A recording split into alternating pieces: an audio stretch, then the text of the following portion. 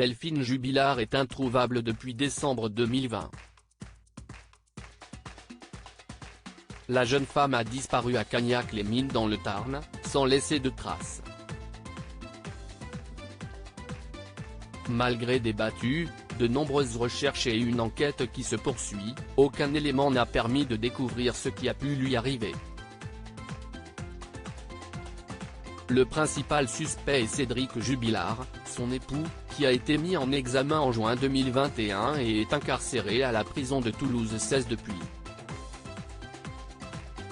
Le temps passe mais les proches de la jeune femme, tout comme les enquêteurs, ne perdent pas espoir de la retrouver.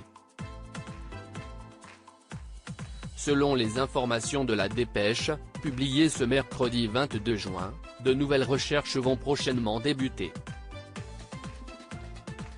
Les dernières datent d'il y a 3 mois et les gendarmes de l'IRCGN, Institut de recherche criminelle de la Gendarmerie nationale, avaient utilisé des drones afin de découvrir le moindre indice. Le média explique que ces mêmes engins pourraient survoler le secteur de Cagnac-les-Mines dès le 27 juin prochain. Pour rappel, les enquêteurs avaient quadrillé le secteur avec les drones de l'IRCGN du 14 au 17 mars dernier, peut-on d'abord lire.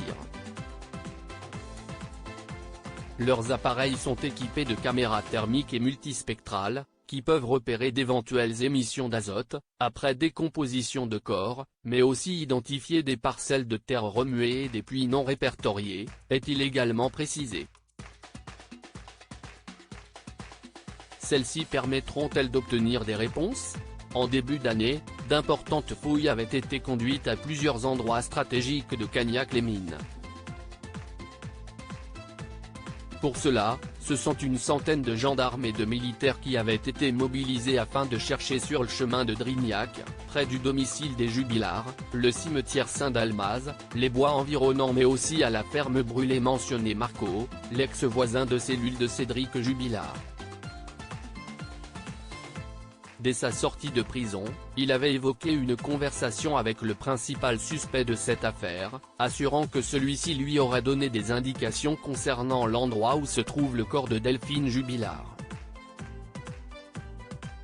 Il a tué Delphine et l'a enterrée près d'un arbre situé à proximité d'une ferme qui a brûlé, avait-il affirmé aux enquêteurs.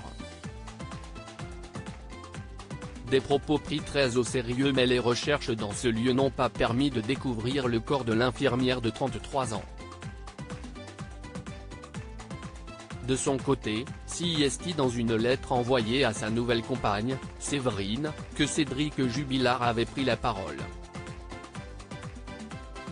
« J'ai raconté n'importe quoi à n'importe qui », avait-il d'abord expliqué avant d'ajouter, « Marco fait partie des personnes qui m'ont bé. À tous les deux, avec de faux témoignages voilà pourquoi tu as été en garde à vue. On ne peut avoir confiance en personne. Ces nouvelles recherches vont-elles être concluantes ? Le corps de Delphine Jubilard ou des indices la concernant vont-ils être retrouvés ? Cédric Jubilard, va-t-il bientôt être libéré de prison ? Depuis le début de cette affaire, Cédric Jubilard ne cesse de clamer son innocence. Le père de famille aimerait retrouver sa liberté mais il semblerait que les juges ne soient pas du même avis. Le 13 juin dernier, le juge des libertés et de la détention, JLD, du tribunal judiciaire de Toulouse a prolongé sa détention provisoire de 6 mois. Une nouvelle audience a été fixée au 28 juin prochain et celle-ci doit examiner l'appel formé par la défense du principal suspect. Cédric Jubilard retrouvera-t-il sa liberté ?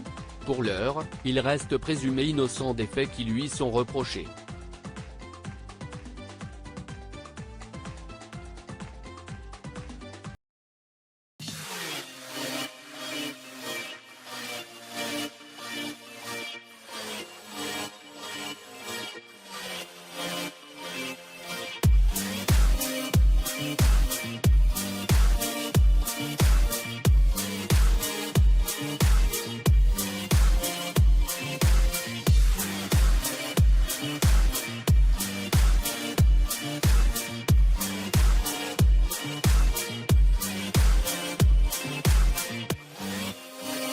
Bye.